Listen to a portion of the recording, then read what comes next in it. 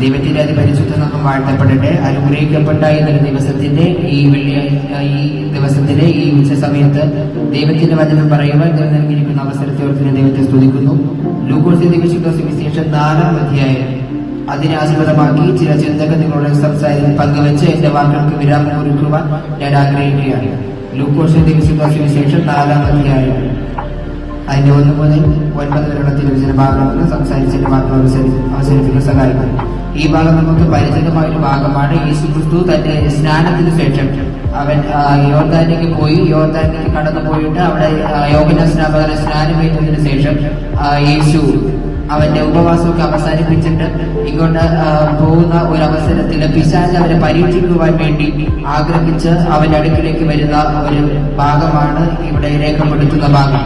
യേശു പരിശുദ്ധാത്മാവ് നിറഞ്ഞവനായി യോർദാൻ വിട്ട് മടങ്ങി ആത്മാവ് അവന് മരുഭൂമിയിലേക്ക് നടത്തി. പിശാച് അവനെ 40 ദിവസം പരീക്ഷിച്ചു കൊണ്ടിരുന്നു. ആ ദിവസങ്ങളിൽ അവനൊന്നും ഭക്ഷിച്ചിരുന്നില്ല. അവ കഴിഞ്ഞപ്പോ അവന് വിശന്നു. അപ്പോൾ പിശാച് അവനോട്, നീ ദൈവപുത്രൻ എങ്കിൽ ഈ കല്ലിനോട് അപ്പമായി തീരുവാൻ കൽപ്പിക്ക എന്ന് പറഞ്ഞു. യേശു അവനോട്, മനുഷ്യൻ അപ്പം കൊണ്ട് മാത്രമല്ല ജീവിക്കുന്നത് എന്ന് എഴുതിയിരിക്കുന്നു എന്ന് ഉത്തരം പറഞ്ഞു. എന്നിവിടെ ചിന്തിപ്പിച്ച ഭാഗം 4-ാം വാക്യം. യേശു അവനോട്, മനുഷ്യൻ അപ്പം കൊണ്ട് മാത്രമല്ല ജീവിക്കുന്നത് എന്ന് എഴുതിയിരിക്കുന്നു എന്ന് പറഞ്ഞു. ഇവിടെ രേഖപ്പെടുത്തുന്ന ഭാഗം മനുഷ്യന്റെ ജീവിക്കുന്നത് അപ്പം കൊണ്ട് മാത്രമല്ല എന്നൊരു ഭാഗമാണ് ഇവിടെ രേഖപ്പെടുത്തുന്നത്. മനുഷ്യൻ ജീവിക്കുന്നത് അപ്പം കൊണ്ട് മാത്രമല്ല, ദൈവത്തിന്റെ വായിൽ നിന്ന് വരുന്ന വചനം കൊണ്ട് ജീവിക്കുന്നു എന്നൊരു അർത്ഥതലത്തിലേക്ക് ഈ ഭാഗം നമ്മെ കൂട്ടിക്കൊണ്ടുപോകുന്നു. ഈ ഭാഗത്തിലൂടെ നമുക്ക് മനസ്സിലാക്കുവാൻ കഴിയും. ഇവിടെ ദൈവവചനത്തിന്റെ ആഴത്തെക്കുറിച്ചാണ് ഈ ഭാഗം രേഖപ്പെടുത്തുന്നത്. ഇവിടെ ലൂക്കോസിന്റെ സുവിശേഷം 8-ാം അധ്യായം പഠിക്കുമ്പോൾ 8-ാം അധ്യായത്തിന് ഒരു കാര്യം പറയുന്നുണ്ട്. ദൈവവചനത്തെ കുറിച്ചുള്ള ഒരു ആകത്തുക അവിടെ നമുക്ക് മനസ്സിലാക്കാൻ കഴിയും. ലൂക്കോസിന്റെ സുവിശേഷം 8-ാം അധ്യായം പഠിക്കുമ്പോൾ അവിടെ വിതയ്ക്കുന്ന ഒരു കർഷകനെയും ആ വിതയ്ക്കുന്ന വിത്തിനെയും കുറിച്ചുള്ള ഒരു ഉപമയിലൂടെ കർത്താവ് ദൈവവചനത്തിന്റെ പ്രസക്തിയെ അവിടെ വ്യക്തമാക്കുന്ന ഒരു ഭാഗമാണ്. ദൈവവചനം എന്ന ഈ വിത്തിനെ നമ്മുടെ മനസ്സുകളിലേക്ക് വിതയ്ക്കുമ്പോൾ അത് എങ്ങനെയൊക്കെയാണ് പ്രതിഫലിക്കുന്നത് എന്ന് അവിടെ മനസ്സിലാക്കുവാൻ കഴിയും. വിത്ത് വിതയ്ക്കുന്നവൻ വിത്ത് വിതയ്ക്കുന്നതിന് വേണ്ടി വയലിലേക്ക് പോയി. ഈ വയലിലേക്ക് പോയപ്പോ അവിടെ ഉണ്ടായിരുന്നത് ആദ്യം അവ വിതയ്ക്കുന്നത് വഴിയരികെ വീണു. വഴിയരികെ വീണത് പറവകൾ വന്ന് തിന്നു കളഞ്ഞു. അടുത്ത് വീണത് പാറസ്ഥലത്താണ്. പാറസ്ഥലത്ത് വീണത് വേരില്ലായകയാൽ അവിടെ നിന്ന് കരിഞ്ഞ് ഉണങ്ങിയില്ലാതെ നശിച്ചുപോയി. അടുത്ത് വീണത് മുള്ളുകളുടെ ഇടയിലാണ് വീണത്. മുള്ളുകളുടെ ഇടയിൽ വീണത് അവിടെ അത് വളർന്നു വന്നു. പക്ഷേ എങ്കിലും അതിന് വളരുവാനുള്ള സാഹചര്യം ഉണ്ടായിരുന്നിട്ട് അവിടെ അതിന് മുള്ളുകൾ വന്ന് നെരുക്കി കളഞ്ഞു എന്ന് രേഖപ്പെടുത്തുന്നു. അടുത്ത് വീണ നല്ല നിലത്താണ് വീണ വിത്ത്. നല്ല നിലത്ത് വീണ വിത്ത് 30, 60, 100 പേരെയും വളർന്നു എന്ന് പറയുന്നു. അതിന്റെ തുടർന്നുള്ള വിശദീകരണം കർത്താവിനോട് പറയുന്നുണ്ട്. വഴിയരികെ വീണ വിത്തിനെ അവർ വചനം കേട്ടു, പക്ഷെ അവരുടെ മനസ്സിൽ പിശാച് വന്ന് അതിനെ എടുത്തു കളഞ്ഞു. ഇവിടെയും യേശുക്രിസ്തുവിനെ പരീക്ഷിക്കുന്നതിന് വേണ്ടി പിശാച് അവന്റെ അടുക്കിലേക്ക് വന്നപ്പോ അവ അവിടെ പതറിപ്പോയില്ല. എന്റെ ദൈവം എന്നെ അനുഗ്രഹിക്കും, എന്റെ ദൈവം എന്റെ പിശാചിന്റെ പിടിയിൽ നിന്നും നാശകരമായ കുഴിയിൽ നിന്നും കുഴഞ്ഞു ചീറ്റുന്നതിന്റെ കരകയറ്റിയ ദൈവം എന്നെ എവിടെയും പരിപാലിക്കുവാൻ മതിയായ ഒരു ദൈവമാണെന്നൊരു വിശ്വാസം നമ്മുടെ ജീവിതത്തിൽ ഉണ്ടെങ്കിൽ ഏത് കുഴിയിൽ നിന്നും നമ്മെ എഴുന്നേൽപ്പിക്കുവാൻ കഴിയുന്ന ഒരു ദൈവം നമ്മുടെ കൂടെയുണ്ട് എന്നൊരു വിശ്വാസം നമ്മുടെ ജീവിതത്തിൽ ഉണ്ടെങ്കിൽ നമ്മൾക്ക് പതറിപ്പോകത്തില്ല. പിശാച് നമ്മെ പരീക്ഷിക്കുവാൻ അവൻ അനുവദിക്കത്തില്ല. രണ്ടാമതായി അവിടെ പാറസ്ഥലത്ത് വീണു. പാറസ്ഥലത്ത് വീണത് അവരുടെ ജീവിതത്തിലേക്ക് ആ വചനം എന്ന വിത്ത് വീണു. പക്ഷേ അവരുടെ ജീവിതത്തിൽ അത് ആഴമില്ലാത്തത് കൊണ്ട്, വേരിറങ്ങുവാനായി അവരുടെ ജീവിതത്തിൽ ആഴമില്ലാത്തത് കൊണ്ട് അത് അവിടെ വെച്ച് ഉണങ്ങി നശിച്ചുപോയി.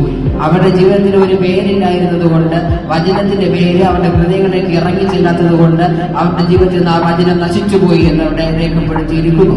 അടുത്തതായി അവരുടെ വീണ വിത്ത് മുള്ളുകളുടെ ഇടയിലാണ്. മുള്ളുകളുടെ ഇടയിൽ വീണപ്പോ അവർ പരീക്ഷയും മറ്റ് അചഞ്ചലപ്പെടുത്തുന്ന വാക്കുകളൊക്കെ കേട്ടപ്പോൾ അവരുടെ ജീവിതത്തിൽ ആ വചനം നഷ്ടപ്പെട്ടു പോയി. അവരുടെ ജീവിതത്തിൽ അവർ വചനത്തിൽ വേരൂന്നി അവർ ജീവിതയാത്ര മുമ്പോട്ട് നടത്തുമെങ്കിലും അവരുടെ ജീവിതത്തിൽ പലവിധമായ ക്ലേശങ്ങളും പ്രതിസന്ധികളും പരീക്ഷകളൊക്കെ അവരുടെ ജീവിതത്തിലേക്ക് കടന്നു വന്നപ്പോ അതിൽ നിന്ന് വ്യതിചലിക്കുന്നതിന് അവർ ആഗ്രഹിച്ചു. അവരുടെ ജീവിതത്തിൽ നിന്ന് വചനത്തിന്റെ നന്മകൾ, വചനത്തിന്റെ ഉറവ് അവിടെ നിന്ന് നഷ്ടപ്പെട്ടു പോയി. അടുത്തതായി വീണത് നല്ല നിലത്ത് വീണ വിത്ത്. നല്ല നിലത്ത് വീണ വിത്ത് അവരുടെ ജീവിതത്തിൽ വചനം അങ്ങനെ തന്നെയൊന്ന് ചിന്തിക്കുന്നതിന്, രൂപാന്തരത്തിന്, അനുഭവത്തിലെത്തുന്നതിനും അവർ ആഗ്രഹിച്ചു. അവരുടെ ജീവിതത്തിൽ വചനം 30, 60, 100 വേണ്ടിയായിട്ട് വളരുന്നതിന് ഇടയായി തീർന്നു. അവരുടെ ജീവിതത്തിൽ വചനം 30, 60, 100 പേരെയുമുള്ള നല്ല ഫലം കായ്ക്കുന്ന ഒരു അവസ്ഥയിലേക്ക് എത്തിച്ചേരപ്പെട്ടു.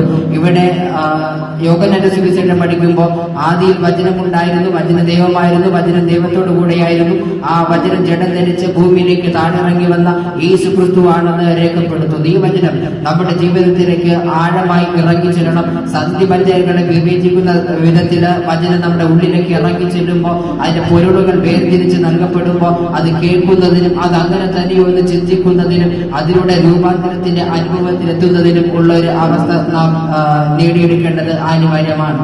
ആമോസ് പ്രവാചകന്റെ പുസ്തകത്തിൽ രേഖപ്പെടുത്തുന്നത് അന്ത്യകാല സമയത്ത് വചനത്തിന് വേണ്ടി അന്വേഷിച്ച് നടക്കും. കിഴക്ക് വരെയും പടിഞ്ഞാറ് വരെയും തെക്കുദേശത്തൊക്കെയും കടൽ സമുദ്രത്തിന്റെ അറ്റത്തോളം അത് നമ്മൾ അന്വേഷിച്ച് നടക്കും. പക്ഷേ ഒരിടത്തും വചനം ഉണ്ടാകത്തില്ല എന്ന് അവിടെ രേഖപ്പെടുത്തുന്നു. കാരണം ഇതാകുന്നു സുപ്രസാദ കാലം, ഇതാണ് രക്ഷാ ദിവസം.